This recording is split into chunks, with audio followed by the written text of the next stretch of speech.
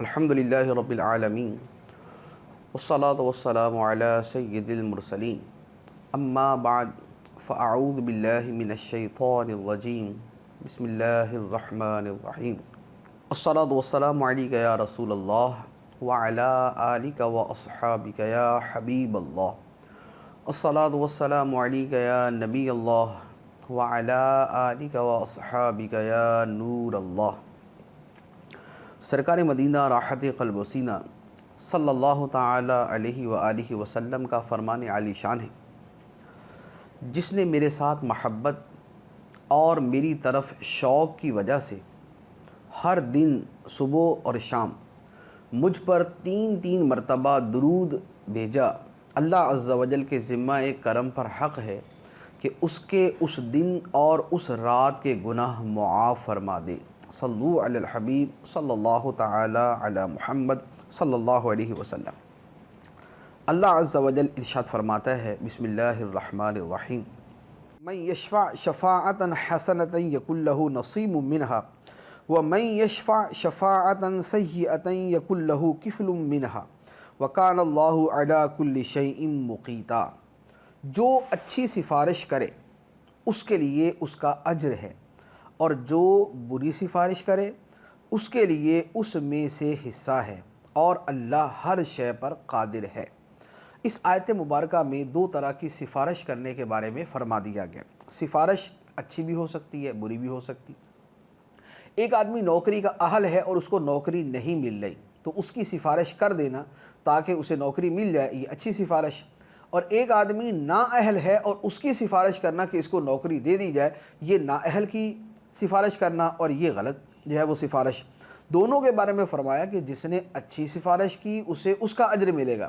اور جس نے کسی کی غلط سفارش کی تو اس کا حصہ بھی اس کو ملے گا، کہ جو نااہل آدمی کسی کام پر مقرر ہوگا، جو وہ غلطیاں کرے گا، اس کا گناہ اس کو بھی ملے گا اور اس کی سفارش کرنے والے کو بھی ملے گا۔ تو سفارش کرنا جو ہے یہ بڑا اہم اور نازک معاملہ ہوتا ہے، یہ نہایت سوچ سمجھ کر کرنا چاہیے۔ اپنے ذاتی تعلقات، اپنی رشتہ داریاں، اقربا پروری، احبہ نوازی، اپنے صرف ذاتی تعلقات کی وجہ سے سفارش کرنے کی شریعت میں اجازت نہیں۔ اس کے بعد ارشاد فرمایا وَإِذَا حُيِّيتُم بِتَحِيَّةٍ فَحَيُّوا بِأَحْسَنَ مِنْهَا أَوْ رُدُّوهَا إِنَّ اللَّهَ كَانَ عَلَى كُلِّ شَيْءٍ حَسِيبًا۔ اور جب تمہیں کسی لفظ سے سلام کیا جائے تو تم اس سے بہتر لفظ سے جواب دو یا وہی الفاظ کہہ دو، بے شک اللہ ہر چیز پر حساب لینے والا ہے۔ یہاں پر سلام کرنے کا حکم ارشاد فرمایا۔ سلام کرنے کا حکم یہ ہے کہ سلام کرنا سنت لیکن اس کا جواب دینا واجب، کیونکہ یہاں پر امر حکم کا صیغہ ارشاد فرمایا گیا کہ جب تمہیں کوئی سلام کرے تو اسے یا تو ویسا ہی جواب دے دو یا اسے بہتر جواب دو۔ جیسے کوئی السلام علیکم کہے تو جواب کے اندر وعلیکم السلام ورحمۃ اللہ کہا جائے، اور اگر وہ بھی ورحمۃ اللہ کہے السلام علیکم ورحمۃ اللہ تو پھر جواب کے اندر ورحمۃ اللہ وبرکاتہ، تو وبرکاتہ کا اضافہ کر دیا جائے۔ سلام اتنا، اس کے بعد جو ہے مزید اضافے جو ہے وہ درست نہیں۔ بعض ہے اس کے اندر وہ اردو پنجابی کے الفاظ ملا دیتے، وہ غلط۔ تو سلام کرنا جو ہے یہ شریعت کے اندر نہایت ہی اہمیت رکھتا ہے۔ سلام کرنا ثواب، سلام کا جواب دینا ثواب، سلام کا عام کرنا آپس کے اندر محبت پیدا کرنے کا ذریعہ، سلام کے اندر پہل کرنا عاجزی کی علامت، اور سلام میں پہل کرنا جو ہے یہ تکبر کو ختم کرتا ہے۔ مزید اس کے بڑے تفصیلی احکام میں بہار شریعت کے 16ویں حصے کے اندر سلام کا بیان مطالعہ کیا جا سکتا ہے۔ اس کے بعد ارشاد فرمایا اللہ لا الہ الا ہو لَيَجْمَعَنَّكُمْ إِلَى يَوْمِ الْقِيَامَةِ لَا رَيْبَ فِيهِ وَمَنْ أَصْدَقُ مِنَ اللَّهِ حَدِيثًا۔ اللہ ہی ہے جس کے سوا کوئی عبادت کے لائق نہیں، اور وہ ضرور تمہیں قیامت کے دن اکٹھا کرے گا جس میں کوئی شک نہیں، اور اللہ سے زیادہ کس کی بات سچی۔ تو اللہ سے زیادہ سچا کوئی ہو ہی نہیں سکتا کہ اللہ تعالیٰ کے لیے معاذ اللہ سچ کے خلاف بیان کرنا، جھوٹ بولنا یہ محال ہے۔ اللہ تعالیٰ جھوٹ بول ہی نہیں سکتا، اللہ تعالیٰ ہر عیب سے پاک ہے۔ اس کے بعد ارشاد فرمایا فَمَا لَكُمْ فِي الْمُنَافِقِينَ فِئَتَيْنِ وَاللَّهُ أَرْكَسَهُمْ بِمَا كَسَبُوا أَتُرِيدُونَ أَن تَهْدُوا مَنْ أَضَلَّ اللَّهُ وَمَن يُضْلِلِ اللَّهُ فَلَن تَجِدَ لَهُ سَبِيلًا۔ تو تمہیں کیا ہوا کہ منافقوں کے بارے میں دو گروہ ہو گئے، حالانکہ اللہ نے ان کے اعمال کے سبب ان کے دلوں کو الٹا دیا ہے۔ کیا تم یہ چاہتے ہو کہ تم اسے راہ دکھاؤ جسے اللہ نے گمراہ کر دیا، اور جسے اللہ گمراہ کر دے تو ہرگز تو اس کے لیے ہدایت کا راستہ نہ پائے گا۔ یہاں پر جو بات ارشاد فرمائی کہ کیا تم منافقوں کے بارے میں دو گروہ ہو گئے، تو یہاں خاص منافقوں کا تذکرہ ہے۔ عمومی طور پر منافقوں کا حکم یہ ہے کہ ان کا نفاق وہ ان کے دلوں میں ہے۔ ظاہری طور پر جب وہ کلمہ پڑھتے ہیں، ظاہری طور پر جب وہ مسلمان ہیں اور اسلام کا انکار نہیں کر رہے اور اسلام کے خلاف کھلم کھلا ظاہر نہیں ہو رہے، تو ہم انہیں مسلمان سمجھیں گے ظاہری طور پہ دنیاوی احکام کے اعتبار سے۔ ان کا باطن کا معاملہ اللہ پر۔ یہاں جن منافقوں کا تذکرہ ہے کہ کیا تم ان کے بارے میں دو گروہ ہو گئے، یہ خاص منافقین تھے۔ کچھ لوگ مکہ مکرمہ سے مدینہ منورہ آئے اور نفاق کے طور پر اپنے آپ کو مسلمان ظاہر کیا، ہم نے اسلام قبول کر لیا ہے۔ اس کے بعد یہ لوگ دوبارہ مدینہ منورہ چھوڑ کر پھر مشرکوں سے جا ملے اور کھلم کھلا جا ملے، مشرکوں سے جا ملے اور کھلم کھلا جا ملے۔ تو ان کے بارے میں مسلمانوں میں آپس میں اختلاف ہو گیا کہ ان کو کافر کہا جائے یا ان کو مسلمان مانا جائے۔ تو اس پر اللہ عز و جل نے ارشاد فرمایا کہ تم منافقوں کے بارے میں دو گروہ کیوں کر ہو گئے، حالانکہ اللہ نے انہیں ان کے اعمال کے سبب اوندھا کر دیا، ان کے دلوں کو الٹا دیا۔ مراد یہ ہے جب وہ کافروں سے مشرکوں سے جا کر کھلم کھلا مل گئے اور اب وہ ان کے ساتھ ہی ہو گئے ہیں، تو اب ان کے بارے میں دو رائے کی ضرورت نہیں، بلکہ وہ کافر ہی ہیں اور ان کے ساتھ کفار جیسا ہی سلوک کیا جائے گا۔ تو وہی کفار جیسا سلوک کرنے کے حوالے سے ارشاد فرمایا، وہ تو یہ چاہتے ہیں کہ جیسے وہ کافر ہوئے کاش کہ تم بھی ویسے ہی کافر ہو جاؤ، پھر تم سب ایک جیسے ہو جاؤ۔ تو تم ان میں سے کسی کو اپنا دوست نہ بناؤ جب تک وہ اللہ کی راہ میں ہجرت نہ کریں، پھر وہ اگر منہ پھیریں تو انہیں پکڑو اور جہاں پاؤ قتل کرو، اور ان میں سے کسی کو نہ دوست بناؤ اور نہ ہی مددگار۔ تو یہ اس گروہ کے بارے میں جو مدینہ چھوڑ کر مکہ چلا گیا اور کھلم کھلا کافروں کے ساتھ مل گیا تھا، ان کے بارے میں فرمایا کہ تم تو ان کے بارے میں اختلاف کر رہے ہو کہ مسلمان مانے یا کافر مانے، ان کی حالت یہ ہے کہ وہ خود تو کافر ہو ہی چکے ہیں، تمہیں بھی کافر کرنا چاہ رہے ہیں۔ وہ تو یہ چاہتے ہیں کہ تم بھی ان کی طرح کافر ہو جاؤ اور تم اور وہ سب کے سب ایک جیسے ہو جائیں۔ تو فرمایا کہ ان کا حکم یہ ہے کہ ان میں سے کسی کو اپنا دوست نہ بناؤ۔ جو مرتد ہو گیا، اگرچہ ظاہری طور پر اس نے کلمہ پڑھ کر ہی ارتداد کیا اور وہ پہلے ہی سے کافر تھا، یا جو ویسے کافر ہے، ان میں سے کسی کو اپنا دوست نہ بناؤ حتیٰ کہ اللہ کے راستے میں ہجرت کریں، یعنی وہ مکے چلے جانے والے نئے سرے سے ایمان اسلام قبول کریں اور مکے سے ہجرت کر کے مدینہ منورہ آئیں۔ تو جب تک وہ اس طرح نہ کریں تب تک تم ان میں سے کسی کو دوست نہ بناؤ، اور اگر وہ اس سے بھی منہ پھیریں کہ نہ وہ نئے سرے سے جو ہے وہ مسلمان ہوں، نہ وہ راہ خدا میں ہجرت کریں، تو فرمایا کہ اگر وہ ایسا نہ کریں تو پھر ان کو پکڑو اور ان کو مار دو۔ یعنی اب وہ اگر تمہارے مقابلے میں آتے ہیں اور تم سے جنگ کرتے ہیں تو پھر دوران جنگ ان کا حکم بعینی ہی کافروں جیسا ہے۔ تو جیسے دوسرے کافروں سے دوران جنگ لڑا جاتا ہے، مارا جاتا ہے، قتل کیا جاتا ہے، یہی حکم بعینی ہی ان منافقین کفار کا ہوگا۔ اس کے بعد ارشاد فرمایا الا الذين يصلون الى قوم بينكم وبينهم ميثاق او جاءوكم حصرت صدورهم ان يقاتلوكم او يقاتلوا قومهم ولو شاء الله لسلطهم عليكم فلقاتلوكم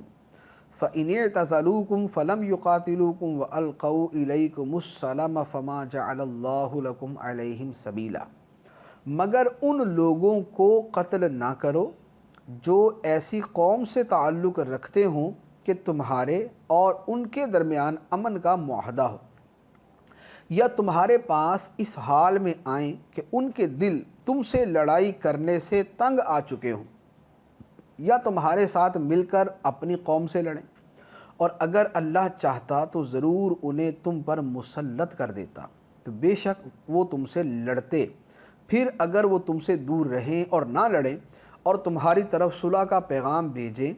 تو صلح کی صورت میں اللہ نے تمہیں ان پر لڑائی کا کوئی راستہ نہیں رکھا۔ پہلی آیت میں فرمایا کہ کافروں سے لڑو، پکڑو اور مارو۔ اب یہاں پر ان لوگوں کا استثناء بیان کیا کہ جو لوگ اس حکم میں داخل نہیں، یعنی یہ سب کے بارے میں حکم نہیں ہے کہ ہر طرح کے کافر کو پکڑو اور ان کو مار دو، یا جن گروہ کا تذکرہ ہے ان کو پکڑو اور مار دو، بلکہ فرمایا کہ اگر کفار کا یا ان منافق لوگوں کا تعلق ایسی قوم کے ساتھ ہو اور وہ اس قوم کے ساتھ جا ملے کہ تمہارا اور اس قوم کا باہمی امن کا معاہدہ ہے، تو اب اس صورت میں تم ان کو نہیں مارو گے۔ یعنی جب وہ ایسی قوم کے پاس چلے جائیں کہ جب جن کے ساتھ تمہارا امن کا معاہدہ ہے تو اب ان کو مارنے کی اجازت نہیں، ایک صورت۔ دوسری صورت یہ ہے کہ یا پھر وہ ایسے ہوں کہ وہ تمہارے پاس اس حال میں آئیں کہ ان کے دل تمہارے ساتھ لڑائی کرنے سے تنگ آ چکے ہوں، یعنی وہ تم سے لڑنا ہی نہیں چاہتے، تو جب وہ تم سے لڑنا نہیں چاہتے تو پھر تم بھی ان سے نہ لڑو، پھر تم بھی ان کو نہیں مارو گے۔ اور یا پھر وہ ایسے ہیں کہ وہ تمہارے ساتھ مل کر اپنی قوم سے لڑنے کو تیار ہیں، تو جو ایسے ہیں کہ تمہارے ساتھ مل کر اپنی قوم سے لڑنے کو تیار ہیں تو ان کو بھی تمہیں مارنے کی اجازت نہیں۔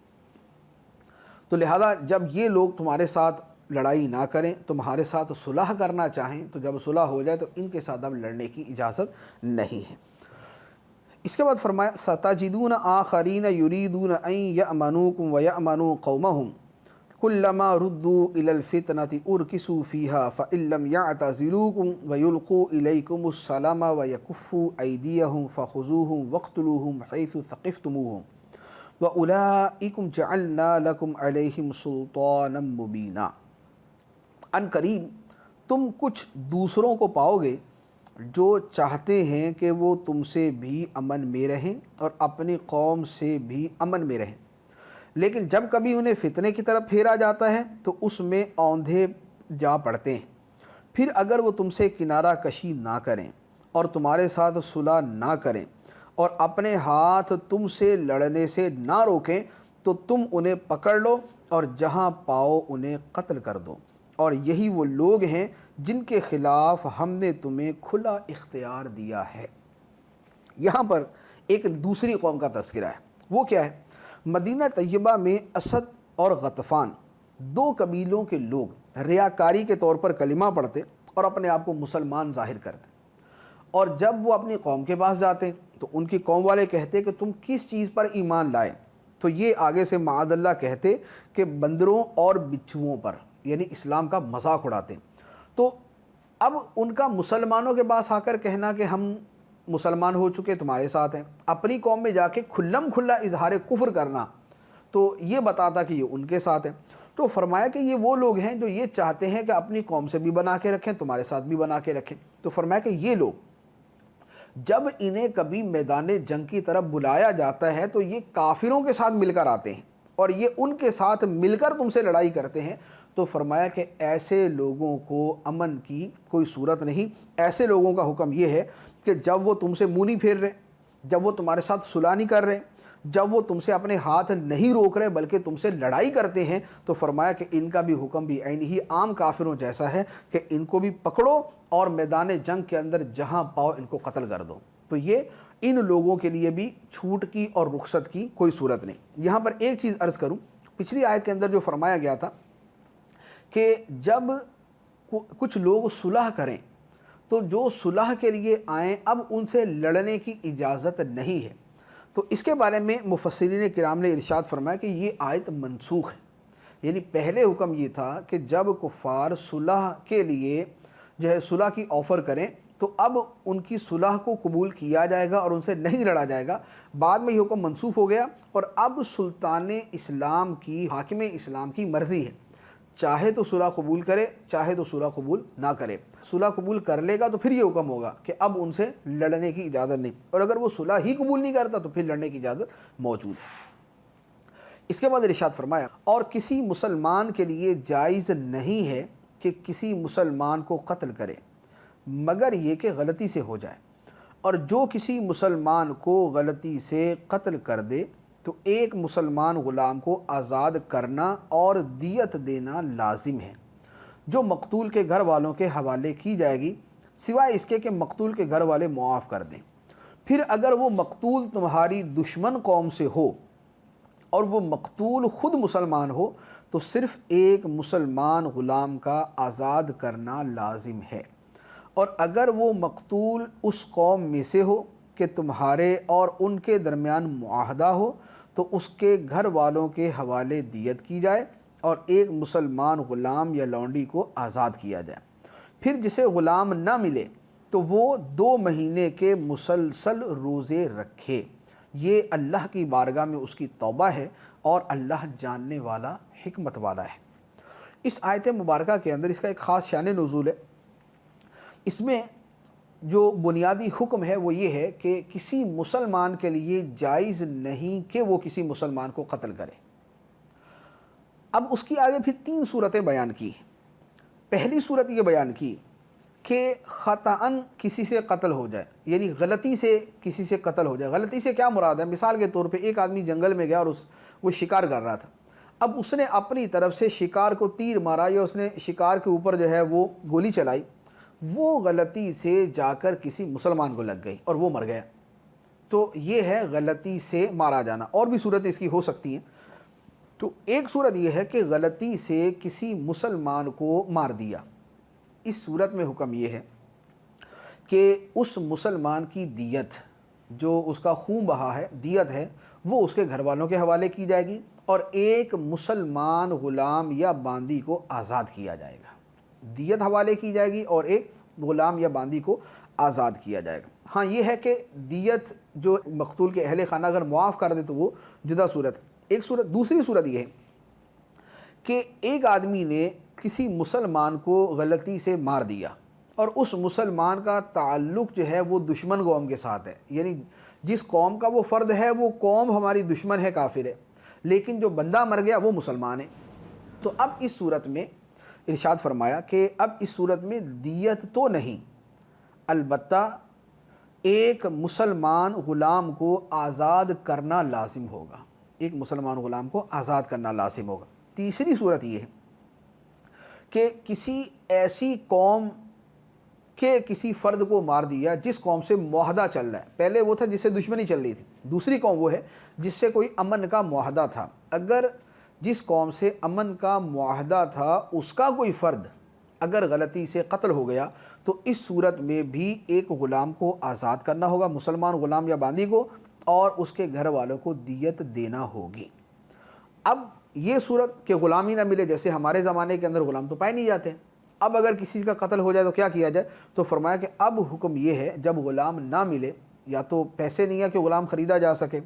اور یا پھر یہ ہے کہ غلام پائے نہ جاتے ہوں، تو اس صورت میں 2 مہینے کے مسلسل روزے رکھے جائیں گے، یعنی قاتل جو ہے وہ مسلسل 2 مہینے کے روزے رکھے گا۔ تو یہ 3 حکم جو ہے یہ یہاں پر بیان کیے گئے۔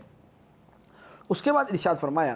وَمَن يَقْتُلْ مُؤْمِنًا مُتَعَمِّدًا فَجَزَاؤُهُ جَهَنَّمُ خَالِدًا فِيهَا وَغَضِبَ اللَّهُ عَلَيْهِ وَلَعَنَهُ وَأَعَدَّ لَهُ عَذَابًا عَظِيمًا، اور جو کسی مسلمان کو جان بوجھ کر قتل کر دے تو اس کا بدلہ جہنم ہے، عرصہ دراز تک اس میں رہے گا، اور اللہ نے اس پر غضب کیا اور اس پر لعنت کی اور اس کے لیے بڑا عذاب تیار کر رکھا ہے۔ یہاں قتل کی چوتھی صورت بیان کی ہے، وہ ہے کہ قصداً کسی مسلمان کو قتل کر دیا جائے۔ تو جان بوجھ کر کسی کو قتل کرنا شدید ترین حرام اور گناہ کبیرہ ہے۔ انسانی جان کی حرمت دین اسلام میں بہت زیادہ ہے، بہت زیادہ ہے۔ سرکار دو عالم صلی اللہ علیہ وآلہ وسلم نے ارشاد فرمایا کہ اگر زمین و آسمان والے کسی مسلمان کے قتل پر جمع ہو جائیں تو اللہ تعالیٰ سب کو اوندھے منہ جہنم میں ڈال دے گا۔ اگر زمین و آسمان والے یعنی ساری دنیا اگر مل کر کسی ایک مسلمان کو قتل کرے تو اللہ تعالیٰ اس ساری دنیا کو اس کے بدلے میں جہنم میں ڈال دے گا۔ یہ ایک مسلمان کی جان کی حرمت کی بات ہے۔ اسی طرح ایک اور حدیث مبارک میں سرکار دو عالم صلی اللہ علیہ وسلم نے ارشاد فرمایا جس نے کسی مسلمان کے قتل پر ایک حرف جتنی بھی مدد کی، ایک حرف کے برابر مدد کی، تو وہ قیامت کے دن اس حال میں آئے گا کہ اس کی دونوں آنکھوں کے درمیان لکھا ہوگا یہ اللہ عز و جل کی رحمت سے مایوس ہے، صرف ایک حرف کے برابر۔ اب ایک حرف کے برابر یعنی قتل میں مدد کرنا جو ہے، قتل نہیں کرنا، قتل میں مدد کرنا، وہ بھی رحمت الہی سے مایوس ہے۔ تو قتل میں مدد کرنا کیسے ہے کہ جیسے مثال کے طور پہ جو گینگ بنے ہوتے ہیں جو قتل کرتے ہیں تو وہ قتل کرنے کے لیے کھلے الفاظ نہیں استعمال کرتے، میسج کر دیا، نام دے دیا، خاص کوڈ ورڈ استعمال کر لیا، اشارہ کر دیا، یا مقتول کے بارے میں بتا دیا کہ فلاں جگہ کھڑا ہے، اس وقت فلاں گھر کے اندر موجود ہے۔ اس طرح کی کسی بھی طرح کی چھوٹی سے چھوٹی مدد بھی رحمت الہی سے مایوسی کا سبب ہے۔ تو ہمارے دین نے ہمیں انسانی جان کی حرمت کس قدر سکھائی، اور افسوس کہ ہمارا حال اس وقت یہ ہے کہ ہمارے ہاں نہ مارنے والے کو پتہ ہے کہ کیوں مار رہا،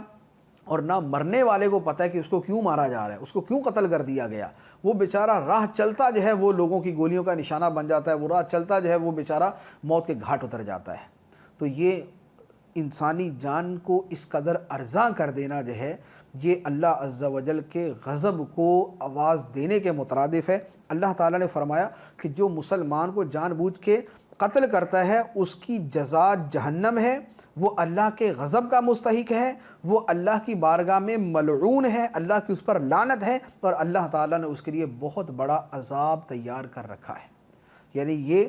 اس قدر خوفناک گناہ کہ اللہ عز و جل نے اس کے بارے میں جو وعیدیں ارشاد فرمائی ہیں وہ کس قدر تواتر کے ساتھ مسلسل بیان فرمائی کہ اس کا ٹھکانہ جہنم، تو اس میں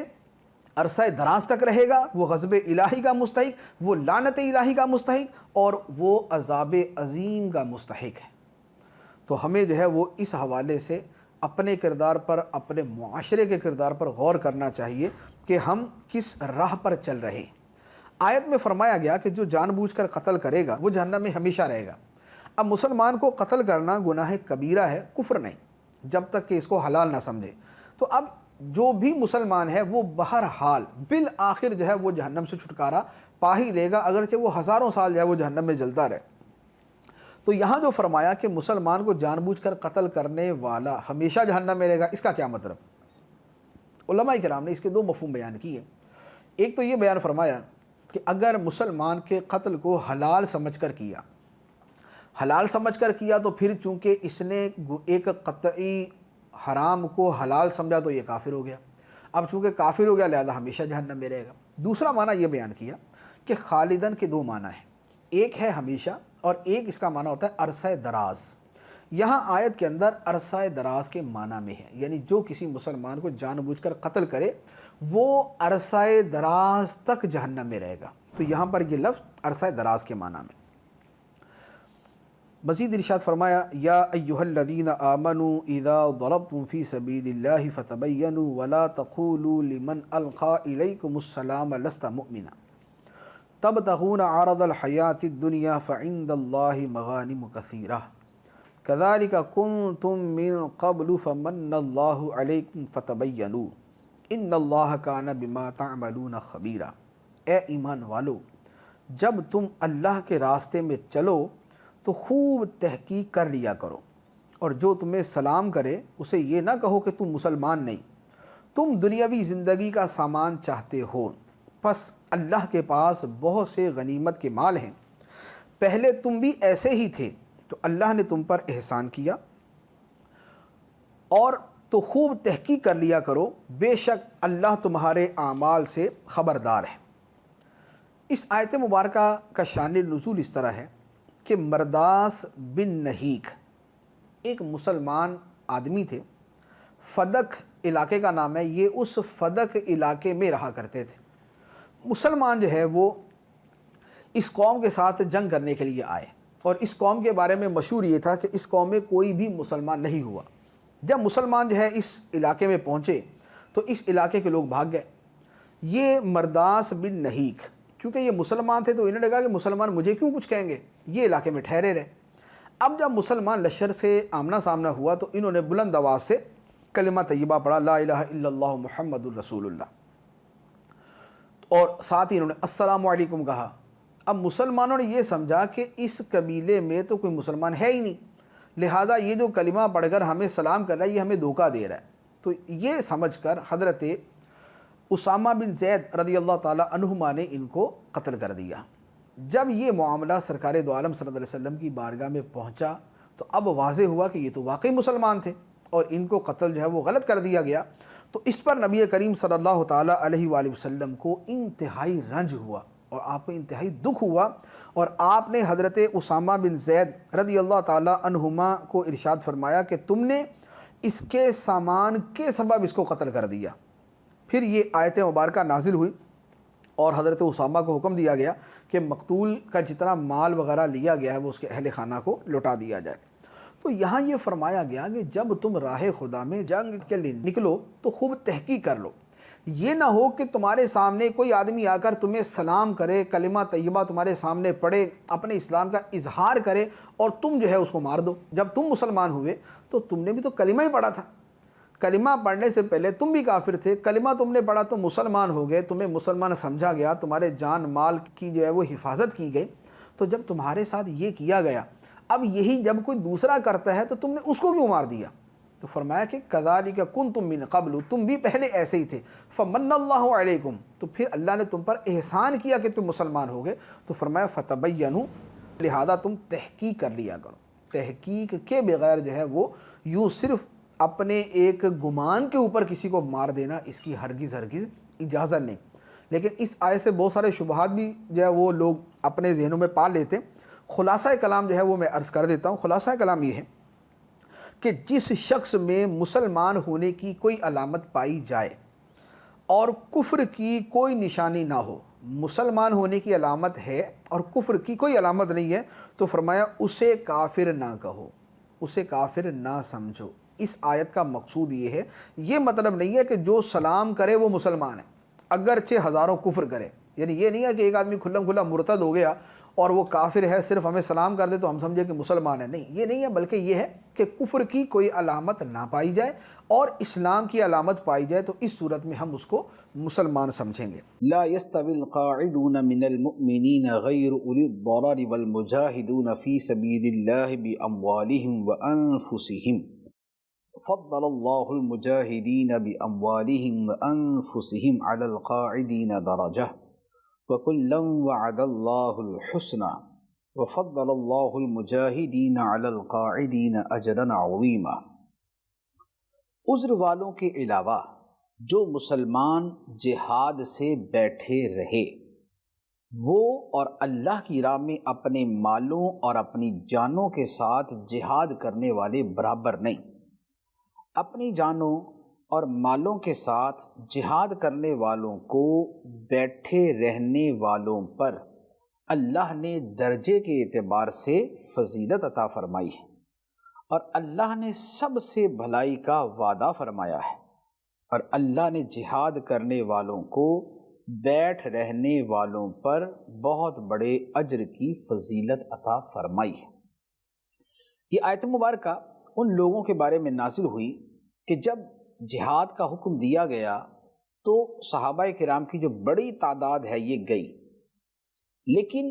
کچھ لوگ وہ تھے جو اس میں شرکت نہ کر سکے، تو اس پر فرمایا کہ یہ دونوں برابر نہیں ہیں۔ جو اپنی جان و مال کے ساتھ خدا کی راہ میں نکل پڑے، قربانی کا ذہن لے کے کہ مال جائے گا، جان جا سکتی ہے، تو ان کا مرتبہ دوسروں سے بلند ہے۔ اب اس کے اوپر وہ صحابہ کرام کے جو جیسے نابینا تھے، تو ان کے دل میں آیا کہ ہم تو اس فضیلت سے محروم رہ گئے۔ انہوں نے جب نبی پاک علیہ السلام کی بارگاہ میں عرض کی تو پھر آیت کا پہلے کچھ حصہ نازل ہوا تھا، پھر اس کے بعد تھوڑا سا مزید نازل ہوا کہ جو عذر والے ہیں وہ اس سے خارج ہیں، جو مجبوری کی وجہ سے اور عذر کی وجہ سے شرکت نہیں کر سکے، اللہ تعالیٰ ان کو ثواب کے اندر شریک فرما دے گا۔ اسی لیے ایک حدیث مبارک بھی ہے، بخاری شریف میں ہے، نبی پاک علیہ السلام نے غزوہ تبوک سے واپسی پر فرمایا کہ کچھ لوگ مدینے میں رہ گئے ہیں، ہم کسی گھاٹی یا آبادی میں نہیں چلتے مگر وہ ہمارے ساتھ ہوتے ہیں، انہیں عذر نے روک لیا ہے، یعنی وہ ہمارے ساتھ تو نہیں ہیں لیکن ان کی نیت یہ ہے کہ اگر عذر نہ ہوتا تو ہم ساتھ ہوتے ہیں، تو اپنی نیت کی وجہ سے اللہ تعالیٰ ان کو ثواب عطا فرما دے گا۔ تو جو بندہ اچھا کام کرتا ہے وہ تو کرتا ہی ہے، جو نہیں کر سکتا وہ اچھی نیت رکھے، اللہ تعالیٰ اس کو بھی ثواب عطا فرما دے گا۔ لہذا اچھی نیت پہ بہت توجہ دینی چاہیے، نیت کی بہت عظمت ہے۔ مزید فرمایا درجات منہ ومغفرۃ ورحمہ وکان اللہ غفورا رحیما، اس کی طرف سے، اللہ کی طرف سے بہت سے درجات اور بخشش اور رحمت ہے، اور اللہ بخشنے والا مہربان ہے۔ یعنی مجاہدین کے لیے درجے ہیں، مغفرت ہے اور رحمت ہے۔ درجے کتنے ہیں؟ بخاری شریف کی حدیث ہے، نبی پاک علیہ السلام نے فرمایا اللہ نے مجاہدین کے لیے جنت میں 100 درجے تیار کیے ہیں، ہر 2 درجوں میں اتنا فاصلہ ہوگا جتنا آسمان و زمین کے درمیان ہے۔ یہ وہ درجے ہیں جو اللہ تعالیٰ مجاہدین کو عطا فرمائے گا۔ اس کے بعد فرمایا ان الذین توفاہم الملائکۃ ظالمی انفسہم قالوا فیم کنتم قالوا کنا مستضعفین فی الارض قالوا الم تکن ارض اللہ واسعۃ فتہاجروا فیہا فاولئک مأواہم جہنم وساءت مصیرا۔ بے شک وہ لوگ جن کی جان فرشتے اس حال میں قبض کرتے ہیں کہ وہ اپنی جانوں پر ظلم کرنے والے ہوتے ہیں، ان سے فرشتے کہتے ہیں تم کس حال میں تھے؟ وہ کہتے ہیں کہ ہم زمین میں کمزور تھے۔ تو فرشتے کہتے ہیں کیا اللہ کی زمین کشادہ نہ تھی کہ تم اس میں ہجرت کر جاتے؟ تو یہ وہ لوگ ہیں جن کا ٹھکانہ جہنم ہے، اور وہ کتنی بری لوٹنے کی جگہ ہے۔ یہ جو آیت مبارکہ ہے اس کا شان نزول یہ ہے کہ کچھ لوگ وہ تھے جنہوں نے زبان سے کلمہ تو پڑھ لیا تھا، زبان سے کلمہ تو پڑھ لیا تھا، لیکن جس زمانے میں مکے سے ہجرت کرنا فرض تھا اس زمانے میں ہجرت نہیں کی، اور جب مشرکین میدان بدر میں مسلمانوں کے مقابلے میں آئے تو یہ کلمہ پڑھ کے بھی مشرکوں کی طرف سے مومنوں کے خلاف لڑے اور مارے گئے۔ تو ان کے بارے میں فرمایا کہ جب ان کی روحیں قبض کرنے کا وقت آیا تو فرشتوں نے ان کی روحیں قبض کرتے ہوئے کہا کہ تم نے کفار کا ساتھ کیوں دیا اور تم ان کے ساتھ کیوں رہے؟ انہوں نے آگے سے جواب دیا جی ہم تو بڑے کمزور تھے، ہم تو جا نہیں سکتے تھے۔ تو اس پر فرشتوں نے ان کو کہا کہ خدا کی زمین بڑی وسیع تھی، اگر تم کوشش کرتے تو تم کہیں جا سکتے تھے، لیکن اس فرض کو چھوڑا، پھر کفار کا ساتھ دیا، پھر مومنوں سے لڑے، تو اس کے اوپر پھر ان کے لیے جہنم کی وعید سنائی گئی۔ تو یہ بڑا سخت معاملہ ہے۔ بعض اوقات ہجرت کرنا فرض ہو جاتا ہے۔ کیسے؟ اگر کسی جگہ پہ رہتے ہوئے آدمی اپنے ایمان کی حفاظت نہ کر سکے اور خدا کے فرائض پر عمل نہ کر سکے تو اس کا وہاں رہنا ہی جائز نہیں ہوتا۔ جیسے آج بھی دنیا میں بہت سی ایسی جگہیں کہ جہاں مسلمان جاتے ہیں اور ان کا ایمان سخت خطرے میں ہوتا ہے، فرائض اسلامیہ ادا نہیں کر پاتے، جو وہاں بھی ان پہ فرض رہتے ہیں وہ نہیں ادا کر پاتے، تو ایسی جگہوں پہ رہنا ان کا جائز نہیں ہوتا، وہاں سے ہجرت کرنا فرض ہوتا ہے۔ تو یہ بڑا نازک مسئلہ ہے، اس پر بہت سے لوگوں کو غور کرنے کی حاجت ہے۔ اب اس کے بعد مزید فرمایا الا المستضعفین من الرجال والنساء والولدان لا يستطيعون حیلة ولا يهتدون سبیلا فأولئک عسى اللہ ان یعفو عنہم وکان اللہ عفوا غفورا۔ مگر وہ مجبور مرد اور عورتیں اور بچے جو نہ تو کوئی تدبیر کرنے کی طاقت رکھتے ہوں اور نہ راستہ جانتے ہوں، تو عنقریب اللہ ان لوگوں سے درگزر فرمائے گا، اور اللہ معاف فرمانے والا بخشنے والا ہے۔ یعنی پہلی آیت میں فرمایا نا کہ جن لوگوں پہ ہجرت فرض تھی اور انہوں نے ہجرت نہیں کی تو یہ اپنی جان پہ ظلم کرنے والے تھے، اور ان کو فرمایا کہ ان کا ٹھکانہ جہنم ہے۔